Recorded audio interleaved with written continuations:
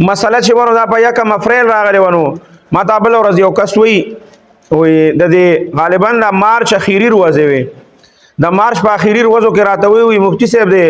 دا یکم افریل را روان دی وی په دې باندې لږ خبر وکړه افریل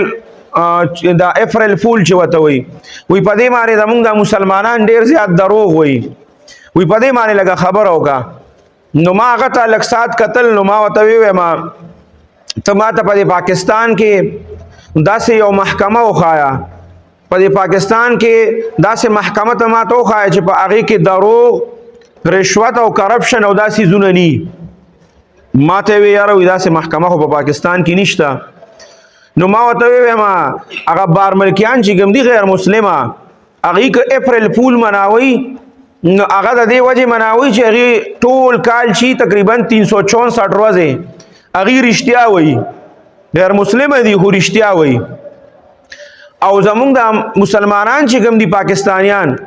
نو دی خو د کال 365 ورځې چې دي 364 هم نه 65 ورځې دي دروغ وایي نو د دې دپاره اپریل فول چې کوم دی دا مناول دا نه دي پکاره نو ما ورته وی بیا مسلمانانو له څه کول پکار دي ما ورته وی مسلمانانو له دې الټه کول پکار دي وی څنګه ما ورته وی مسلمانان د دې لپاره یو ورځ مقرر کړي نو دی به 364 ورځې دروغ وایي او یو ورځ د مقرر کړي هغې له د ټروت ډے نوم کړي د ټروت ډے په هغه ورځ باندې دا ټول مسلمانان چې دی دا رښتیا وایي نو کیدی شي بیا دا چې د هغې د هغه څیز مخالفت وشي او اسې که مونږ وایو چې یاره په دې ورځ باندې نه کافران داسې کوي چې هغې په دې ورځ باندې دروغ وایي نو دروغ په کوم ځای کې نشته ما ته ووایه پاکستان کې څومره دروغ چلیږي تش چې ګورې هر ځای ته ورشې ته که د غټ نه غټ کس له ورشې نو ملاقات له چې ورشې ته به وایي یاره خو په پلانکي ځای کې دا دروغ ملاقات د سره نه کوي که میډیا ته یو کس مخامخ شي دروغ زمونږ څومره غټ غټ عهدیداران وزیران دا ټول چې میډیا ته مخامخ شي دروغ دا غټې طبقې نه والې تر لاندې طبقې پورې ته که ورشې او یو ګاډۍ والا ته ودرېږي نو تا ته به وایي چې یاره دا سیز دا ما په دې باندې اغستې د حالان کې اسې به راته وایي دروغ به راته وایي او بیا که راته راواچوي هغه سیز نو ټول ګند او خراب سیز به درله درکړي